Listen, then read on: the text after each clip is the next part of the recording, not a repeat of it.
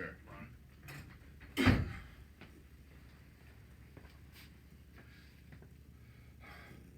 Hello, everybody, and welcome back to the Gomer's YouTube channel, where you know that we bring you fun things and fun facts on wine and spirits and beer that we do here in the store at Gomer's. And from time to time, we also bring you interviews on special guests that come into town. And today is one of those very special days. We are joined by Adam Lee, who has been a very, very good champion of Gomer's, as well as Gomer's has been a very good supporter of his Siduri wines and other labels. And we didn't even know what a YouTube channel was when I first started coming here. No, we had no idea. Internet. Was the internet even around? I doubt it. It was smoke signals, I think. Right. But Adam's in town this week for a few days. We had a luncheon down at JJ's yesterday that was very nice, and he did a dinner at Farina last night for a bunch of folks that was very, very fun and very like successful. 100 people. It was a lot. Fantastic. That is good. I think that's a testament to you and the quality of what you have brought to Missouri. I know a couple of the things are Missouri exclusive, which we really, really like. But also testament to the climate they're in, that people are ready to get out and enjoy themselves. Very much so. Very much so. I am too. Yeah. I haven't been on the road in 2 years. Wow. So this is fantastic. Right. Is this your first trip then?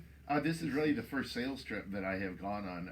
I mean, I have made a couple of trips here or there that were more like, okay, go see some family in Texas and maybe go say hi to an account when I was there. Right. But any real sales trip, this is the first one, and yeah, it was Missouri. Very cool. Well, we're glad to have you. Very cool. For those that aren't familiar, as some of us are, with you, what I know you're from Texas. Yes.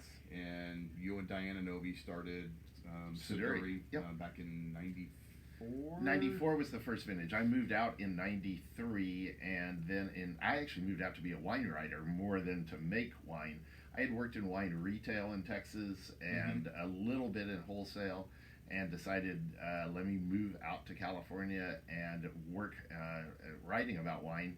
But then decided that if I was going to do that, to really understand wine, I needed to try making it, and what I loved was Pinot Noir, so made 4.5 barrels the first year, and Robert Parker liked it, fortunately. Yeah, that's good, man. Had a great write-up and good scores, and he was very enthusiastic. He printed our home phone number instead of our business phone number, so people started calling us at home, middle of the night, can we buy wine, that type of thing, which it was the best. You know, usually you get a phone call at 3 a.m. Something bad has happened and you're worried about it. Yes. Here, people were like, we'd like to give you a credit card number. And it was like, oh, yes. Oh, sure. I'll wake up. Let me write that down. That was it. That's fantastic. Very, very cool. And then fast forward several years, 20 plus years, and Jackson family came calling, which I know you had been talking with them for a little bit. Yeah, I talked to them for a little while. I actually talked to some other people as well. Really wasn't a need to sell in any way, shape, or form. It was more some friends of ours had inquired. We did a lot of the work anyhow, and then said, let's just test the market and see what it was, and had a few different wineries that were interested in purchasing Siduri. And so we decided to give it a shot. I think that was back in 2015, so 7 years ago now. Very cool. Very, very nice. And then fast forward, was there, I'm assuming, a non-compete or something? There was a 3-year non-compete, but in all honesty, the folks at Jackson have been really cool. I mean, I had a 3-year contract, and I'm in year 7 of the contract right now, and of the 3 years. Fantastic. So, yes, it worked out very well for me, and they have largely said, I mean, the projects that we're going to talk about today, very small production, and it's nothing that really interferes at all with the work that I do for Siduri or for Jackson family. If anything, maybe it helps, because I mean, these wines are a bit more expensive than what I make there. Maybe it's a halo effect. You know, it doesn't hurt, and it might help. Sure. Oh, very, very cool. Well, let's just jump right into to what we're here to talk about. So the first stuff's going to be Clarice. Clarice is a label that I started in 2017. It's so funny. I still have trouble every now and then. I like immediately revert back to 1997, not 2017. That tells you you've been in the business a long time. Wow. When I get years confused by 20. Cheers. Cheers. So Clarice was named after my grandmother. She was born in 1896 in Texas. And at the age of 15, while engaged to someone else, kind of through an arranged engagement, decided to run away with a man she'd fallen in love with, who was a dairy farmer, and they ran horse and buggy 17 miles away. And they got chased after by her dad and brothers, but it rained that day. They couldn't catch up on it. And 67 years later, my grandparents were still married. Oh my gosh. So I really wanted to pay homage to her, but also to the idea that if you really believe in something, it's worth taking a chance on, like they did. And obviously it worked out well for them. Yeah, very, very nice. Very cool. So this first one, I know there's two. So ones. this is the Santa Lucia Highlands blend. The Okay. blend is a blend of the two vineyards that I get fruit from, the Rosella's Vineyard and the Gary's Vineyard. Okay. The blend is specifically designed to show off some of the great characteristics of the Santa Lucia Highlands area, which we can talk about more in a minute. Okay. But it's also designed with the blend to not have a lot of new oak on it. So to really show just the fruit character without any of those supporting oak elements. Okay.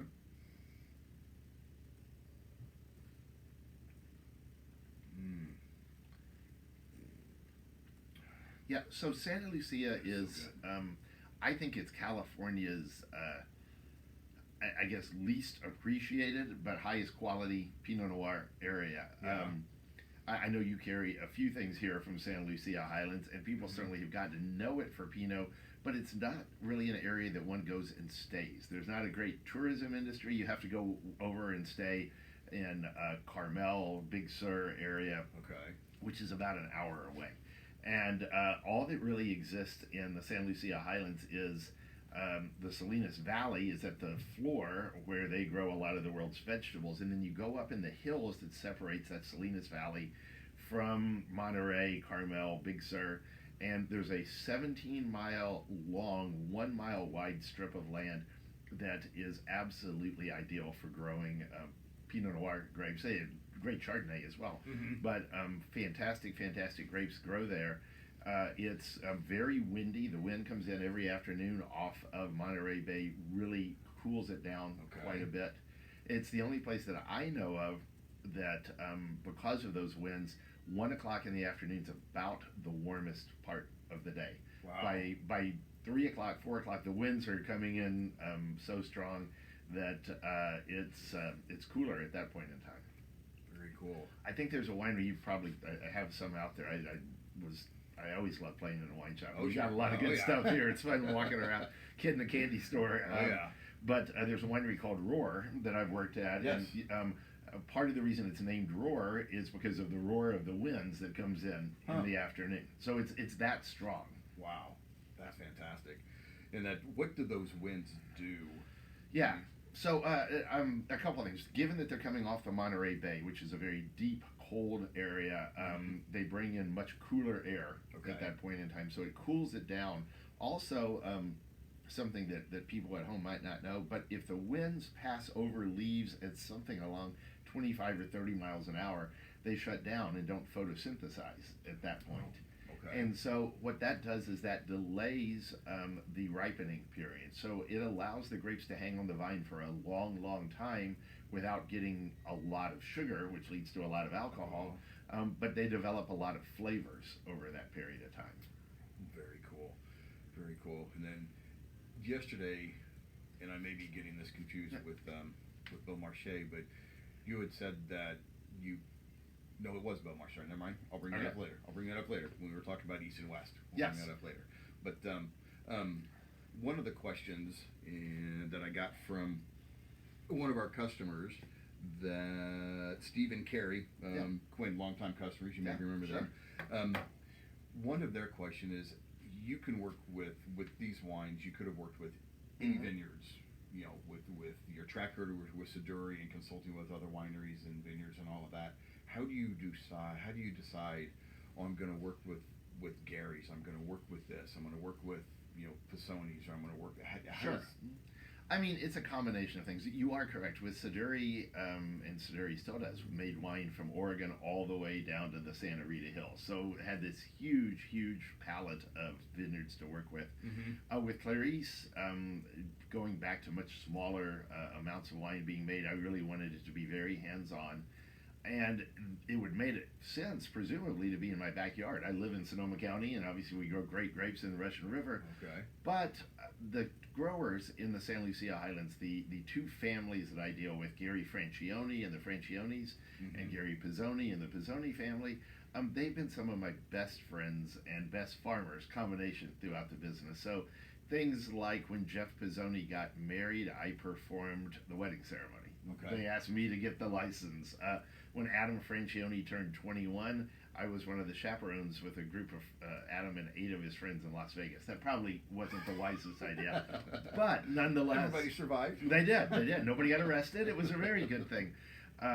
The idea, though, of dealing with vineyards that are both incredibly high quality, incredibly well farmed, and that you have just this complete and total trust that the growers are going to farm the fruit in the way you want them to farm it. Particularly, so I buy the grapes by the acre rather than by the ton. Most of the cases, grapes are purchased by the ton. So I go to you and say, I want 5 tons of Pinot Noir. And then you, as a grower, would have an incentive to get those 5 tons out as few of vines as possible. That gets you more money. Right. But I don't do that. I go to you and say, I want 1 acre's worth of Pinot Noir. What do you normally get per acre? Yeah, you normally get 4 tons to the acre. You want $5,000 a ton. Here's a $20,000 check for that acre. I want to be involved in the farming. So I lease the land effectively. Oh, gotcha. And then I get to work and decide on how it's farmed, how much leaf pulling, how much dropping of crop, those types of things. And it's a way of me having that type of control in the vineyard. Now, with the Pizzonis and Franciones, they're great farmers. I think what that does, the only thing it really does, is it allows my wines to be different than others. I think the quality would be exceptionally high no matter what. They're farming for really top-end stuff. But it allows me to really personalize my sections and really get what I want out of them. And knowing them as well as I do, when I go down and visit them, it's a 3.5-hour drive for me. I can say, I want you to drop a lot of fruit on the ground. They'll do it for me, and I don't have to go back and check. And so that's part of that. The reason to select those vineyards and how I came about it is that I have that trust that when I say, let's go down to 1 cluster per shoot, they would go down to 1 cluster per shoot. Fantastic. I know that everybody likes to do things, socially in business with people that they trust and have a long-standing relationship with, and it sounds like you've got that, with these guys from probably whenever you moved out to California. Yeah. I met Gary Pizzoni in 1997, and with the Gary's Vineyard, which actually, why don't we get into the Gary's Vineyard right here? With the Gary's Vineyard, I met. I started there in 1999, which was the very first crop at Gary's. Rosella's Vineyard, I started in 2001, which was the first Pinot Noir crop as well. So I've been in these vineyards since the very beginning and have kind of grown up with them in some ways as a winemaker, and you get to know things well that way. Very cool. Very, very cool. So this is the vineyard designated wine from the vineyard called Gary's. It is Garys apostrophe because there are 2 Garys that own it. Gary, so it's plural possessive, I guess, if I remember my high school English correctly. It's these 2 families, as I said, the Franciones and Pizzonis, both headed by somebody named Gary, and it's about a 40-acre property. I get 2 sections here, one at the very top of the vineyard and one at the very bottom of the vineyard. They usually ripen about 10 days or so apart. But I do something different here. I go through and I pick those 2 sections all at once. When I'm sampling to decide to pick, the way I sample, I take a 5-gallon Home Depot bucket and walk through the vineyard and take off maybe 20 clusters in one section, and then you crush it up and taste the juice and see if it tastes ready to you. What I do here is I go through and I take 40 clusters, 20 out of one section, 20 out of the other, mix them together, and then when the whole tastes right, that's when I pick.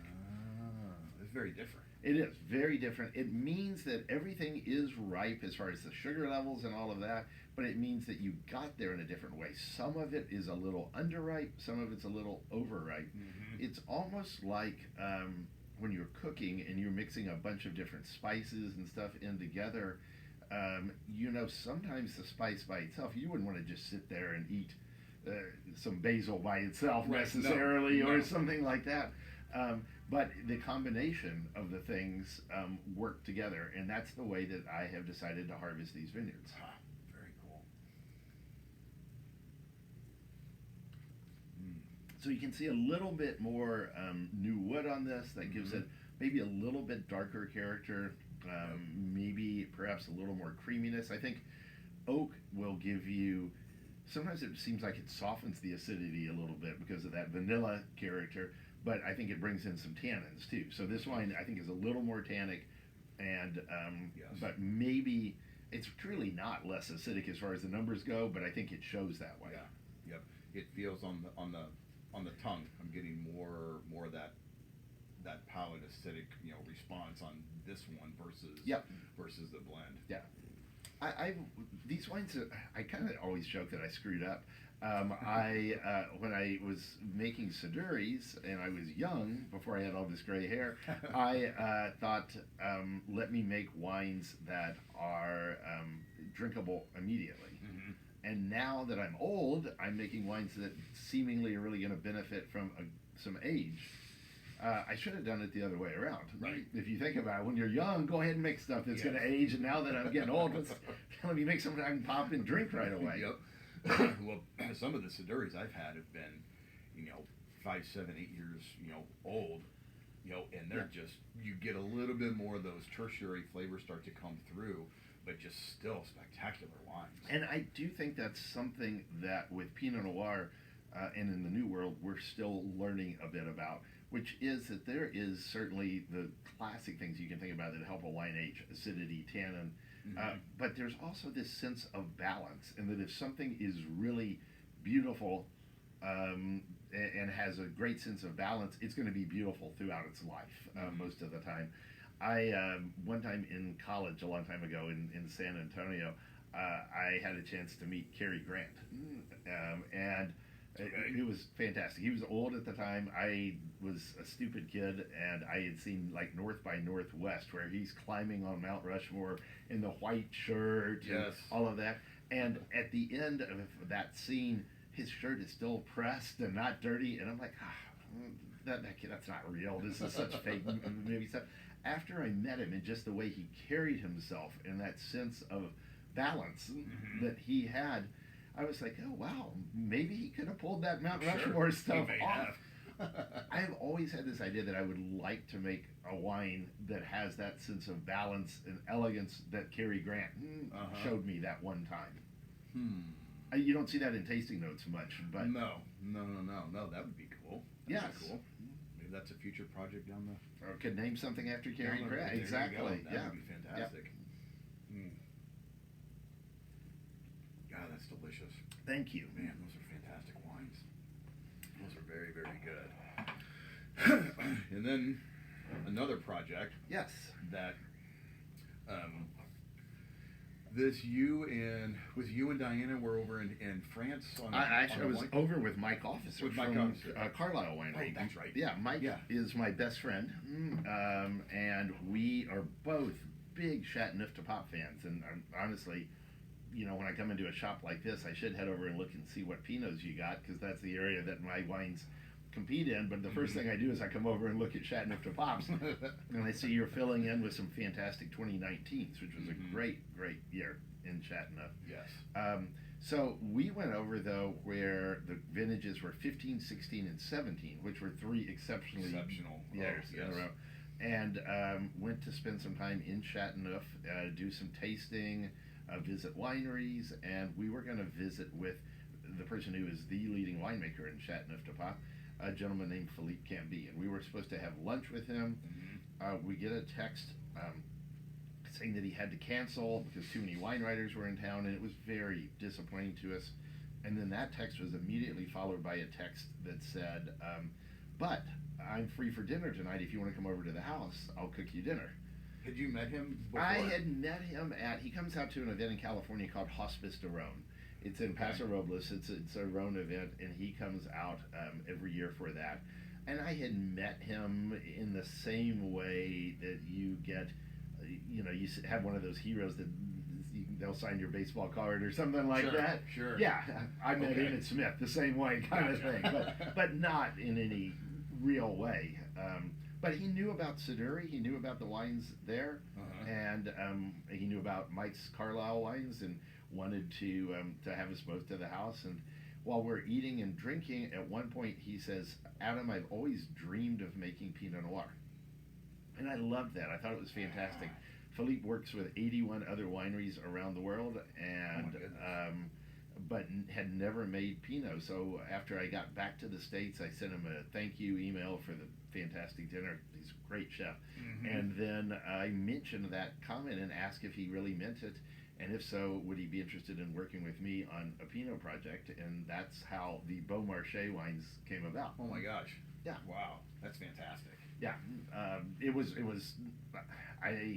like a dream come true. I Yeah. still go back and look at the email every now and then to pinch myself to remember that it really has happened. Man.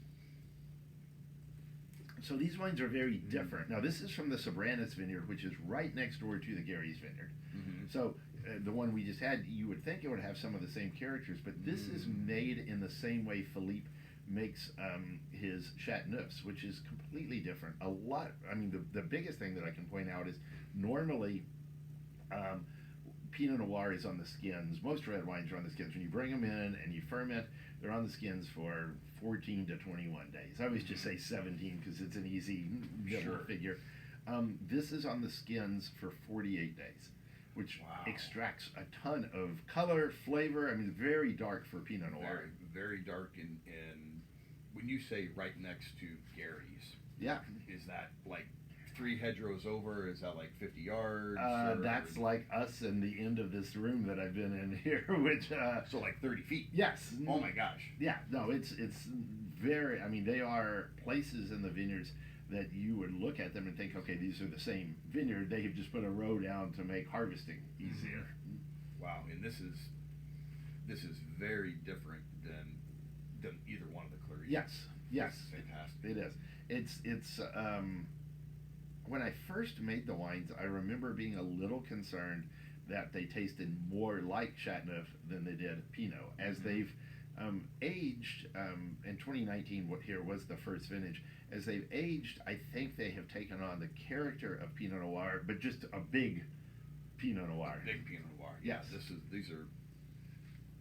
They're still delicate, like Pinot Noir has the classic Pinot Noir is, but these are definitely bolder, bigger than typical. One of the things I learned from Philippe, the way that he blended, and he's a master blender, but one of the things that I learned that was really unique was that he really didn't pay a lot of attention to the way the wine smelled. And that's something for me, Pinot has always been a large part about. But he really believed that the nose on a particularly young wine, say barrel samples and stuff, was very transitory. So today it might smell fantastic. Tomorrow, say it's going to rain, the humidity goes up, that may damper the nose, that kind of thing. Sure. But that he blended more for texture and for just this fullness of mouthfeel, that kind of thing. And I can see in tasting the wines that aspect as well. Yeah, absolutely. There is some fantastic texture. There's some great depth with this.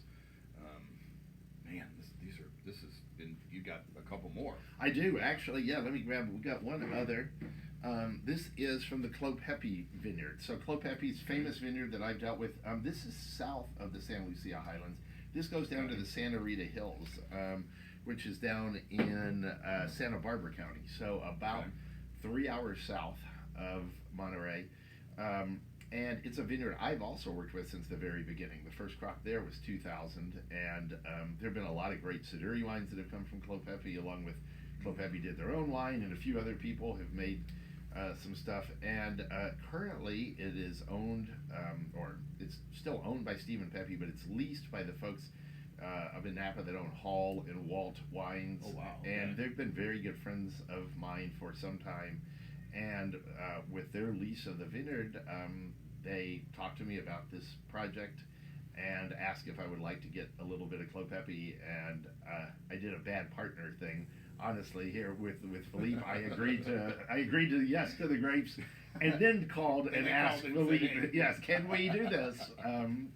and he was definitely game for it. Very cool. This is different, even on the yes, even on the nose. This is different. Yeah, I find that the stuff from Santa Rita. So Santa Rita is a fascinating growing area, and we talked about it some at lunch yesterday. It is the only true east-west valley on the west coast of North America. That's really unusual. Most valleys run straight north-south. This one runs straight east-west, and that means it opens up directly to the ocean and to the breezes that come in. So when I mentioned in San Lucia Highlands, that's kind of a northwest to southeast valley. When I mentioned San Lucia Highlands, where the wind comes in the afternoon, in Santa Rita the wind comes in all the time. The ocean breeze, not at all. And that leads to very, very small berries, thick skins, smaller yields, very darkly colored wines in general. But it's also the reason that you can farm successfully, very successfully, Pinot Noir that far south. I grew up in Texas. You know, we're here in the middle part of the country, Kansas City. Here, you go further north in the winter, it's colder. You go further south, it's warmer. And I mean, usually the same way in the summertime. I mean, that's just how it is. There in California, you can go further south, and it can be cooler because you have a break between you and the ocean. Gotcha. That makes sense. That makes a lot of sense. And those winds, as we talked about, they certainly influence what the grapes do. They do. There's a street in one of the towns. It's booked in by two different towns, but a street in Buellton called Avenue of the Flags, and it's got a bunch of flags on it, and the flags are always pointing to the east. I mean, morning to night, because of the wind that comes in. Right through. Wow, that's crazy. Now, you had mentioned 2019, good year. 2020. Not a year I'd ever like to go back to again. Not personally. I don't think any of us want to repeat 2020. Really difficult year. We had fires in 2020, and they affected red grapes, not white grapes. So first off, I think it's really important for your consumers to know that with 2020 whites, rosés, whatever, you can buy and feel comfortable from throughout California and Oregon.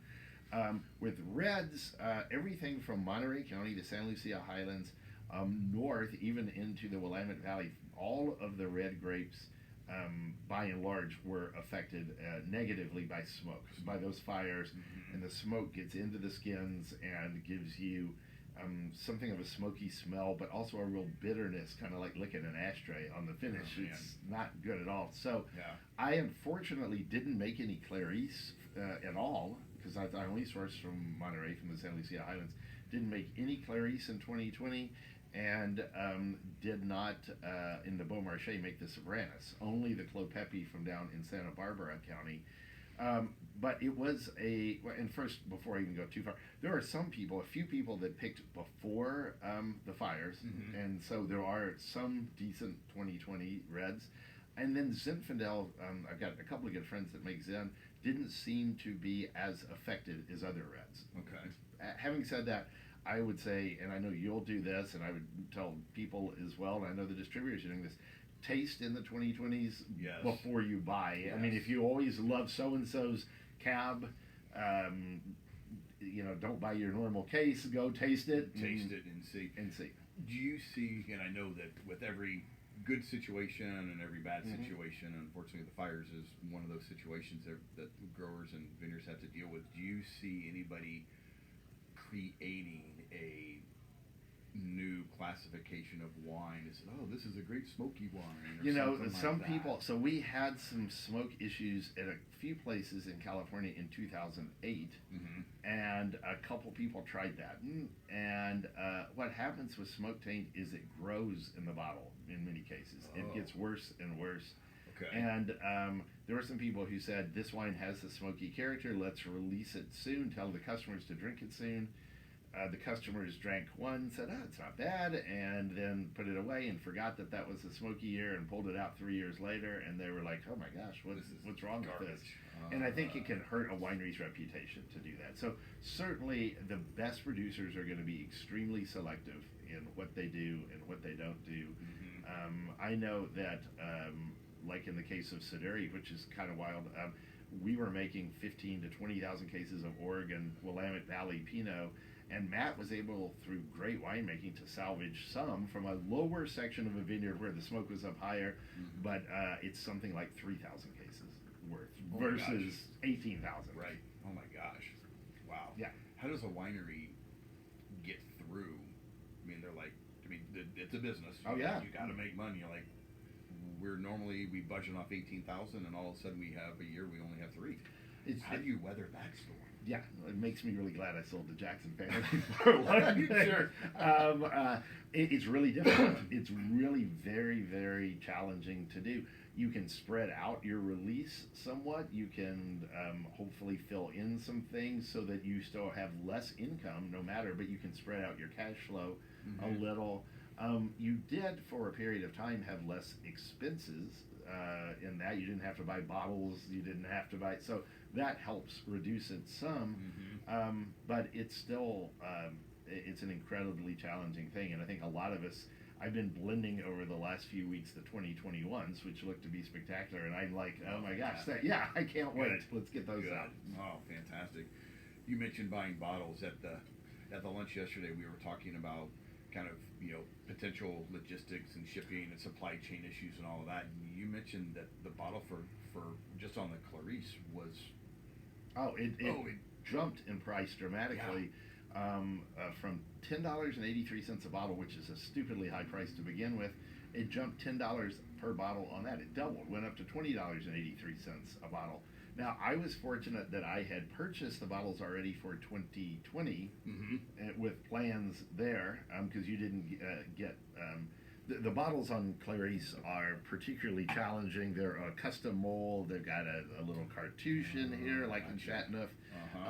So I have to order a good bit ahead of time. There's like a minimum order, and so I happened to have quite a bit left, and was able to pretty much bottle everything that I had in 2021 with glass that I already had left. Oh, that's great. Not quite all of it. So I'm ordering magnums. I'm actually doing Clarice magnums that I've never done before, because I can get that glass. It won't have the cartouche stuff on it, but I can get magnum glass. Wow. And so there'll be a new Clarice item based on... looking forward to that. Yeah, because I couldn't get the regular glass at a price that was worth it. That's crazy. And I'm sure that with the way that everything has been the last couple of years, does a winery just absorb that? I mean, you just... 100% markup in just what you're right. Your, no, I mean you absorb it. I don't think many people are going to turn around and accept that big a price increase on the shelf. So I think what we're hoping is that it comes down a little bit. That it was simply a case of demand. I think it's also a case where I can go to the glass manufacturer and say, so I've got another year to get the glass in. When you have a break in your runs of other stuff, this can fit in. Gotcha. And then that way, that timing maybe provides them a little bit of a break and allows them to do it at a little cheaper cost. Very cool. I know. Anything else?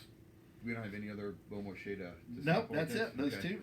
What, and with Philippe passed away here relatively recently. Philippe died very unexpectedly in December of 2021. It was something, he got sick on a Tuesday and passed on a Friday, and oh my gosh, was nothing that was expected. So sadly, 2021 will be the last vintage of Beau Marchais. I've talked to his family. We've decided that really, because this was Philippe's vision that I helped shepherd, it made more sense just to finish it out with that last year. I blended with a longtime assistant of his, Isabelle Gassier, just finished, and a brilliant winemaker on her own, just finished doing that blending with the 2021s, but that will be the end of, sadly, the end of Beau Marchais at that point in time. Man, well, so folks, what that means, if you see it in the store, or if you want to get it, just let us know, and as long as there's supply, we'll do our best to obtain those bottles for you. But and then also, we don't have a bottle to show because the restaurant we went through it all last night. But you have another project that is going to be exclusive for Missouri only. Correct. Again, we love that. Yes.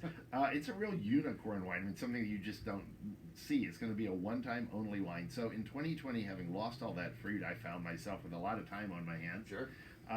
A lot of people that I know, I'm fortunate to have a lot of good friends in this business. They were, they felt sorry for me, people, and I mean, a lot of them were the same, the same shape. situation. Yeah, but we all share. We take care of each other in the business. Some good friends from Meeker Winery are involved in a vineyard in Paso Robles, and Paso did fine, and they had a little bit of Grenache and Mourvedre from that vineyard. Okay. And so they asked me if I would be interested in making it. I brought in enough to make 6 barrels worth, very small amount, but it was something for me to do. I get in trouble when I don't have anything to do. Right. In some ways. Hands are yes. so devil's workshop. I believe that is the yes. quote, yes. And so I made this wine. It's called EMOW, E-N-O-W. Right. EMOW is an old word, archaic word that is means enough. And I think that we all had enough of 2020. Oh, gosh. And yes. So basically the label says EMOW, says enough 2020 on it. The back label explains that I'd lost my other grapes and I did this. It's a blend of Grenache and Mourvedre. We had some yesterday. I think it really shows fantastic Grenache character. Yeah. And it is, truly, because I have enjoyed my time here in Missouri so much. I'm selling it through my website and then here in Missouri, and that's it. Very cool. Very, very cool. Well, folks, we'll get some information out to everybody on that wine. Yeah. But let me see if I have any other questions we haven't addressed. Gary, a very, very good customer and a great friend of the store and a good personal friend of ours. Gary Witt, he has a question. Are there any other areas of the world you would like to make wine from? And are there any wine regions that are somewhat emerging that we should be aware of? Yeah, so, and it's kind of the same answer. I mean, if it was going to be Pinot Noir, I would stay in California. And one area I've always wanted to make some wine from, thought it would be fantastic, is Santa Cruz Mountains. There's some fantastic vineyards. A lot of them are very small there. I would be really tempted to do that, except I don't know that I really need the extra sourcing right now, that kind of thing. But who knows? Someday that could sneak in there. In the whole world, and this is an area that I think is really emerging, and that I think would be really tempting in some ways because of my time in Chateauneuf with Philippe and all that. Certainly Chateauneuf's appealing, but there's an area right next door to it called Lirac, L-I-R-A-C. Oh, yeah. Lirac wines are like mini Chateauneufs in some ways. In Chateauneuf, there are restrictions as to what red grapes can be put on a trellis or not. In Lirac, they don't have those restrictions, so there's this freedom. They can, if they think that Grenache grown on a trellis is better than a head trained, they can do that. Or they can do head trained. They can do whatever they want. But I think Lirac actually is relatively easily pronounceable by people in some ways, and that helps. I think we've all seen Viognier not go over as well. I mean, it tastes great, but yes. Yeah, people butcher that, and I get why. With Lirac, I don't think that's an issue, and I think the quality there is going to be really, really something else over the next few years. There are some Chateauneuf producers that I've tasted with that are investing in Lirac now, and I think that would be someplace that could be really tempting for me to take a look at, and someday, maybe. Someday, yeah, you never know. We'll see. Maybe there's a trip to France here in the next year or so. And I'm actually there in June. Are you? Okay. Yeah, I'm trying to get over. So I would get over every year to see Philippe, and I've made a bunch of other friends over there. So now I'm like, sadly Philippe's not with us, but I can go over and kind of celebrate him by spending some time over there. Very, very cool. Well, okay, very cool. I think we've covered everything. Any last thoughts for us here in Missouri, Kansas City, Gomers? Well, first off, I mean, the selection of wines you have out there is outstanding, and I think people are very, very fortunate to have wines, a wine selection like this, and somebody like you to do it. I worked in wine retail for a long time, and one of the best things to have was a retailer that is really kind of your partner, and they, someone comes in and say, I want this, and you give them a bottle. I always thought it was great when that person came back and said, "Oh, I liked it well enough, but I wish it was had a little more oak on the Chardonnay," Yes. or something like that. Mm-hmm. And then you're like, "Oh, okay, thank you." That takes you, Yes. because it's really not them not knowing what they want. That's not the case. They do, and you not knowing what they want. I mean, you've got an idea, but it's like communicating and figuring Yes. it out. And so if they give you then a second Uh-huh. choice, a second idea, some Absolutely. feedback. I think developing that kind of relationship with a retailer helps you discover just an incredible amount of things, new wines, new areas, that type of thing. So I would just say take advantage of it. You don't see a lot of this around in the rest of the world, and I think it's a pretty fantastic Cool. store. Well, thank you very much. And I'm going to actually buy a bottle of Chateauneuf while Oh, I'm here fantastic. too. So. Very, very cool. Well, thank you very much for spending time with us. I know when you're in town, you are scheduled to be here and here and here Yeah. and here, and your time can be, really. It's not my own either. Yeah, I no, tell the no. distributor, put me in a car and take me That's wherever right. you want. I don't need to worry about it. Yep. But again, thank you very much for taking time this morning. I know the last couple of days have been busy for you, but absolutely appreciate you being here, being in town, and folks will get information out on the EMOW for you, so Yeah. you can take advantage of that.